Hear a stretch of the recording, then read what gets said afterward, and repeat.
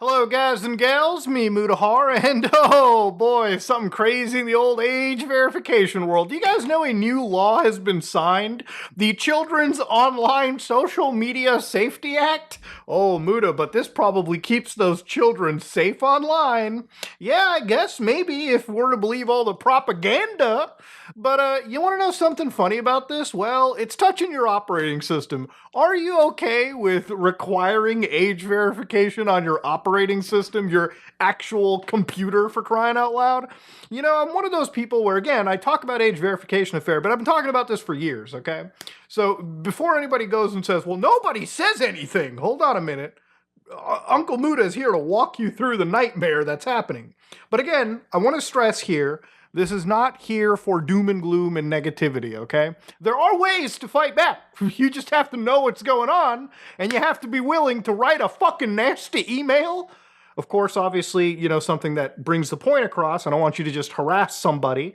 But if you have a representative, it's time for you to write some emails. It's time for you to get mad in text. It's time for you to call that motherfucker up and tell them you don't agree. It's time for you to make your voice heard, because the longer you stay quiet, the longer these big tech vultures will do everything they can to push crazy laws that restrict the freedoms we have on the internet. So anyways, to give you an idea, this is the Bill HB 5511. Unfortunately, according to this, it's basically been passed. The governor has signed HB 5511. And this takes effect January 1st, 2028. So you might be like, but Muda, we've got time. We did. You know, when I was talking about the whole age verification on Discord, I was yelling about that a year or two in advance. And you know what happened? Time came. You know, there's a lot of things that you can't avoid. The march of time is one of them, okay?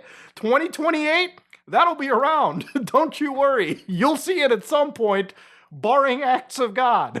Anyways, so again, I want to read a little bit of this text for you. So again, I want to show you what this kind of stuff is. So ultimately, they talk about this being the Online Social Media Safety Act, okay? So let's look at exactly what's kind of going on over here, okay? Let's look at exactly what they're discussing. So for instance, they talk about addictive feeds.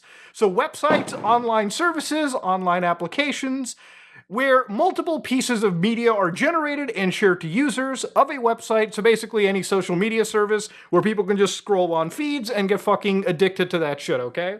Which I'm sure there's a lot of people that sit there endlessly scrolling Instagram. I don't understand it. When I use my cell phone, I typically just message the closest people around me, check some emails, maybe browse the web, and then it just gets chucked across, okay? This thing is barely charged most days, all right? Terrible habit that I've kept going on into my 30s. But anyways, to go down into this case, I wanted to actually read exactly what was being brought into. How are they capturing people's age?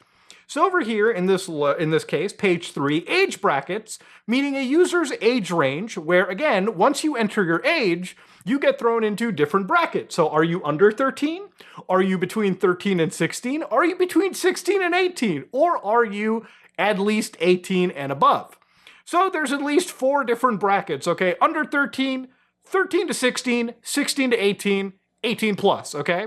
So let's go down a little bit further into this. So here they mention a couple other things. So they mention application stores, meaning a publicly available website application that lets you download apps. So the App Store, the Microsoft Store. I don't know. I guess by that definition, maybe the Linux Discover Store right over here. Although you never have to log in here, you can just click any project you want and just hit the big old download key right over here, or just install it. I don't know if they could even. I don't know if the government could even put any limitations on here, but we'll talk about that in a second. So then they talk about things like, again, the covered manufacturer, which means a manufacturer of an internet-enabled device. So an iPhone, an operating system provider. So I guess Microsoft for distributing Windows for everyone to use, which is what most people are using. Are we serious? Covered operator means somebody who owns a covered platform, okay? Somebody who owns an addictive social media platform, is used by a covered minor in the state, and is intended to connect and allow user to socially interact with a website, service, or application, blah, blah, blah. So here they mention the age assurance requirement. So no later than January 1st, 2028, a covered manufacturer that offers an account setup feature for an internet-enabled device. So again, that's basically most computer. You bought a MacBook? Well, you got to make an account with Apple, or at least make an account locally on the system in general. Did you install Windows onto your system? Well, you got to have a Microsoft account now, and they're starting to plug those local account loopholes as we saw over the last couple years. So eventually, you will be needing a Microsoft account. Are you on Linux, for crying out loud? Well, I don't know. That's kind of a touchy subject. But over here, provide an accessible interface at account setup that requires an account holder to indicate the birth date, age, or both of the primary user of the device for the purpose of providing that signal. So remember how we talked about those brackets earlier. When you enter your age, you'll be put into different brackets. Under 13, 13 to 16, 16 to 18, and 18 plus, okay? So I guess you're supposed to put in your age as you would back in the days on like any website, right? Oh, are you 18? Of course, I was born on January 1st, 1901. Clearly I'm over 18, I can play the fucking games. Now again, it's just self-attestation, which is how it begins. Remember, this, a lot of people saying that, are you going to be giving your passport January 1st, 2028, or your driver's license or whatever? According to this law, it seems like it's just self-attestation. But that's how it begins. Once you make a law and it unfortunately passes, these government like scumbags will realize, wow, everyone's suddenly born 1901. Everyone's like 99 years. Clearly we need to tighten the belt a little further. So how long will it be before they say something like, instead of providing your actual age, start providing a credit card, start providing an actual driver's license, start providing a passport, start providing something to verify the age that you're attesting, right? That is going to be the future. At least the only way that I can fucking see it, once a politician realizes, wow, this law is really, really stupid. Instead of scrapping it entirely, let's find a way to go through with it and make it even worse.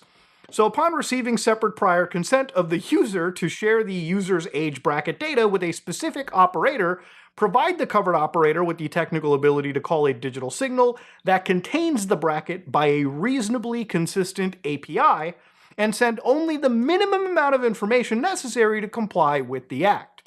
So here's what this means. Now imagine you're a company like Facebook, for instance, and you're very regulated to not, grab the information of little children. Well, you see what this law is kind of trying to do? Instead of you seeking out the age of a minor, what's actually happening is the onus is being put onto the app stores and the actual computers.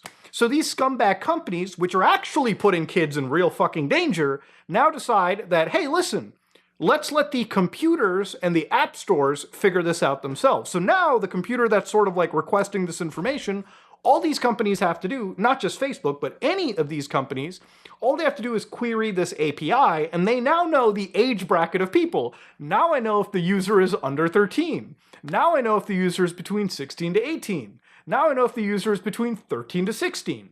So you see how they can kind of identify your person's age, without even really requiring it. And because they get the minimum information, really they're not under the obligation of, I believe, a lot of other data protection laws that may actually benefit minors in this case. Now I imagine Facebook, if they receive any information and say, hey, are you under 18? Well, you can't access the service. Or are you under 18? Well, maybe we can give you access, but only if your mom and dad say yes.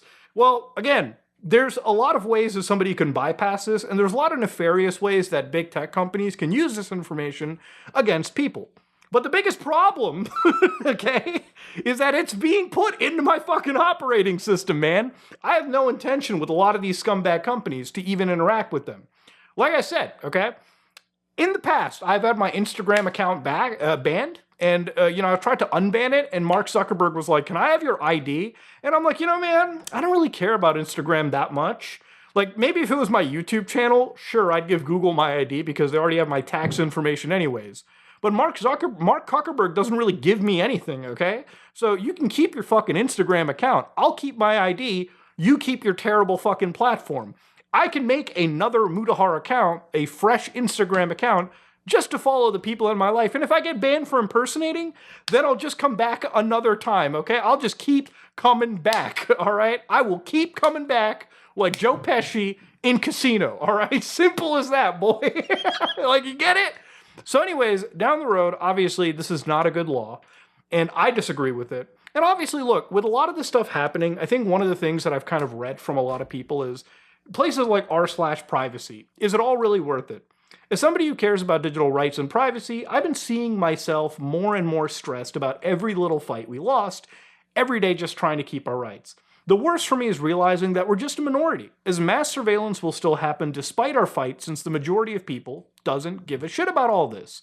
I started to question it since having a conversation with a friend, where I just wanted to explain to him why it'd be better if he'd install Signal to replace WhatsApp and keep talking to me. We have to convince people to do something that should be obvious. Why wouldn't you prefer open source and secure solutions over something by Meta? The problem here is that there seems to be this concerted effort, honestly, by like a lot of these big tech companies, by governments, that if you seek privacy and open source shit, maybe you are the bad guy. Why would you need to be that private to begin with? Now, I talk to my friends over Signal. I talk to a lot of people that don't have iPhones because we need to use cross-platform messaging services. I just use Signal. If somebody says use WhatsApp, honestly, at that point, all I can really say is, I'm sorry, bro, I'm not on WhatsApp. And usually if they're shocked, I just explain to them, I'm not joining the Mark Zuckerberg line of bullshit, okay? I might have had a WhatsApp account, but I'm sure as hell not bothering with installing the application on my iPhone. I think Signal is okay for me, right? And if they don't understand it, then you just don't bother engaging, okay? Simple as that. I think at some point, people need to realize that, listen, it's not a crime to actually ask. It's not a crime to require your government to fucking warrant and surveil you. If the government is going to surveil you, they should seek out warrants. It's not a crime to think that way, okay? That's the foundation of how this country was built, at least the United States, and to an extent even Canada, and most modern civilizations kind of, are built with the idea of the individual and their security in mind. To remember, the government represents you. You are not to fear the government. The government should always fear their people. But unfortunately, we're kind of headed to a world where as stuff like this passes, it's going to be a lot more difficult for you to voice your concerns, to talk about, this kind of stuff in mind. There's a lot of people that want to protest, right? And speak against their government. And unfortunately, they get targeted. We looked about a week ago, almost a week, maybe 2 weeks ago, of an individual from Atlanta who was using Graphene OS, who, when they were asked, hey, can you give us your PIN, gave them a duress PIN, so the device, basically made itself inaccessible in terms of being surveilled because, hey, it was that person's right to privacy, right? Simple as that. The government will oftentimes throw you into prison, or at least threaten you with it, if you choose to actually combat and exercise your privacy and freedom. Look, if you think that you're doomed, remember, it sounds scary. It sounds very doom and gloom. But look, that's one of the reasons why I promote things like self-hosting. Like, for instance, when it comes to my operating system, I don't use Linux because I'm some fucking, I want to be totally different from society. No, I use Linux because I got tired of Microsoft and I got tired of cleaning up their mass surveillance operating system that I had to debloat all the time anyways. I got tired of it. So all I did was I just installed myself Fedora Linux. And throughout that, I have full control on my computer. When it comes to things like Discord right now, unfortunately, has been hit in Texas. So for instance, in the last couple days, the Texans have actually got a temporary injunction that requires Texas to provide the same level of age assurance and default protections to people that they see in the UK. So everyone that complains in the UK about, hey, the internet's turning into this giant game of Papers, Please, well, the freest state in the country decided, okay, we're just going to have those same problems brought here. So in 90 days, Discord has to turn them on for every Texan user. Now, what does this entail? That means everyone in Texas who uses Discord will probably either have to VPN themselves out of the state, which is insane when you have to really think about that in your head, or provide their information to Discord, because Discord is forced to do this. The government has forced Discord to do this in arguably one of the freest states in the country. And they say the evidence at the TI hearing told a different story. Currently, anyone in Texas, including children and adult predators seeking to do harm, can open a Discord account with nothing more than an email address and a self-reported birthday. It's a faulty honor system that anyone can clear within seconds. So a faulty honor system is very good choice of words here. Because that Illinois bill that I showed you where you just have to provide your age, well, how's that also not a faulty honor system? Obviously, that's going to get up, it's going to, if it gets upheld, it's going to move up and people will realize it's faulty. So let's make it more aggressive as we see here. Now look, there's a lot of children that are unfortunately targeted by real predators online. In 2025 alone, Discord submitted almost 500,000 CSAM, child sexual exploitation, on its platform to the NCMEC. So again, it's fucked up, but remember, Discord is a massive platform. And ultimately, at the end of the day, yes, there are a lot of sick people online. I'm not for them. I obviously want them to suffer, and I obviously want them to face real justice. But enabling warrantless mass surveillance on people and actually like getting rid of everyone's online anonymity is never the answer. The government is using these children and the fact that, unfortunately, predators exist as an excuse to push meritless, warrantless de-anonymization of people on the internet, okay? And again, this is from the freest state in the country, I guess. That's what people like to always say. So again, big thing to constantly bring up. There's also other situations like the Screen Act, which I've talked about before too, S737. And obviously, this is a bill that, according to the EFF, says that it does not merely require people to attest that they're adults. It states that requiring a user to confirm that the user is not a minor shall not be sufficient. In practice, that means platforms would have to verify users' ages using methods tied to their real identity. Because yes, ultimately at the end of the day, any form of this kind of stuff is meant, first and foremost, to de-anonymize the people. Meaning that if you make an account online and you want to talk about, your freedoms, you want to be critical of the government, you want to whistleblow on something, if you are somebody of that nature, if you are somebody that has been abused and you're running away from someone and you value your anonymity at all, then congratulations. Most online platforms, if not all, will require you to basically de-anonymize yourself because the government actually would prefer that. Obviously they would. They've been wanting to do this since the fucking Patriot Act back in the day, if you remember it. A lot of this mass surveillance tech that exists, things like the flock cameras, for instance, we've talked about, where at least in one California town, at least 71% of the alerts that were actually sent to the police were misread in general. Again, software is not perfect. When you apply artificial intelligence into reading images, sometimes they can obviously confuse things like 9s for the number 8. And you might be like, how does it keep doing that? Can't it learn? Again, AI is not a magical thing. The police department finds that in 71% of the alerts it gets, the machine learning software incorrectly reads the license plates. And remember, this stuff is meant to track stolen vehicles, kidnap children, actual criminals. If it's misreading your license plate, the thing it's supposed to fucking do really well, imagine the kind of false positives that get brought up against people hunted down through this shit. Imagine, again, remember, don't forget, Flock has had so many issues where cops have been using this technology to spy on people that they're ex-lovers with, because they're just creepy fucking stalkers in general, and they have access to some crazy mass surveillance tech without any safeguards whatsoever, right? Look, I'm not a nut job when I talk about this kind of stuff, okay? Look, at the end of the day, I've talked about things on the dark web, I've talked about creepy internet rabbit holes, I've talked about how scary the mass surveillance stuff can be around the world. And look, I have talked endlessly about places like China where internet use is so tightly monitored that, again, you really don't have the freedom to be who you are, even on the vast bounty of the internet. Sometimes the government can lock you into a place where you actually can't even leave your country, even digitally. There have been situations in the past, like in 2003, for instance, when an AT&T technician, Mark Klein, had watched literally how inside his own facility in San Francisco, there was a room known as the 641A room, a place where the National Security Agency was allegedly installing equipment to copy internet traffic wholesale. So again, they would just get a direct mirror of all the traffic that was happening, and boom, they could just pick apart anybody's information at their behest. Look, ultimately, at the end of the day, a lot of this stuff is overwhelming. And I think for a lot of people, they probably are tired. And I think for a lot of people too, there's some that just believe the government's bullshit about this protects minors, this protects people in general. But think about where this is going, okay? At the end of the day, once these people are finally in our operating system, which it seems in some of the biggest states like Illinois, they actually might be come January 2028. Right now, it's starting with an actual technical component on the operating system. Companies like Microsoft, companies like Apple can't avoid it.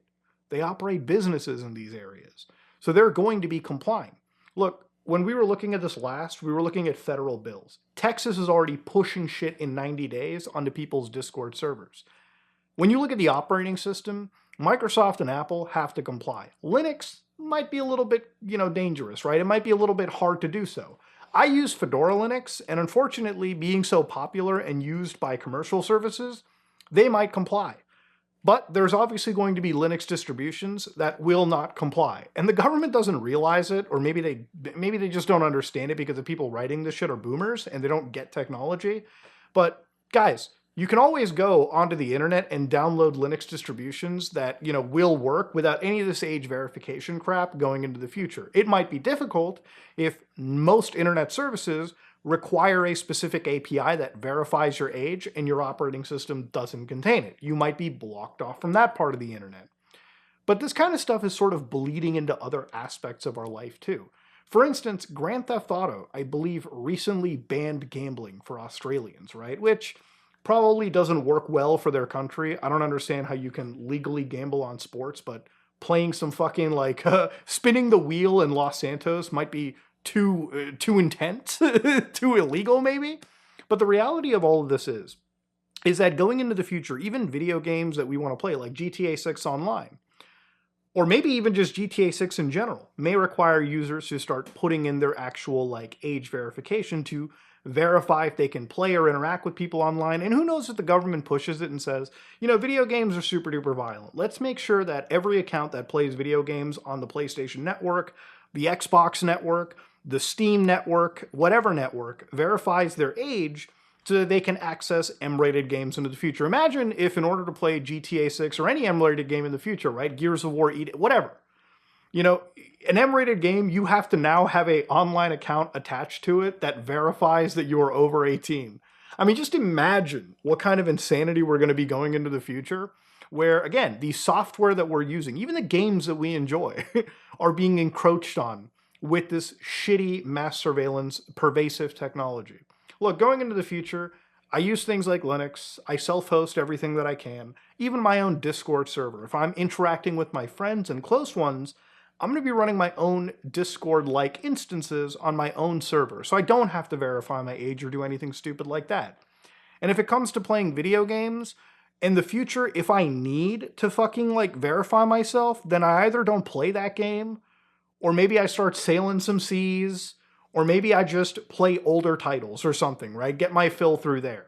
But yeah, look, if you want to win against this, these laws, even though some of them are passed, some of these injunctions are being pushed, and it may seem like you've lost, you need to start calling your state representatives. You need to start calling people that represent you. And you need to fucking make that voice heard. Again, it's very simple. You can go to any search engine, Google your state, Google your zip code even, look for your representatives. If you're in Canada, Google your postal code and find your representatives through a search engine. Anywhere you live, find your representative, write them an email, just write them honestly, fuck man, load up a local LLM and have it write it for you if you're that lazy. Call them, have a conversation with them, tell them you're not going to be voting for them. Do something. Because if you do nothing, then, well, you can't sit and say that the world changed for the worse and it just happened. Because you got warned, you got told. And if you did nothing, then you can really just say nothing. But, ladies and gentlemen, this is me, Mutahar, and yeah, if you like what you saw, please like, comment, and subscribe. If you learned something, let me know. I am out.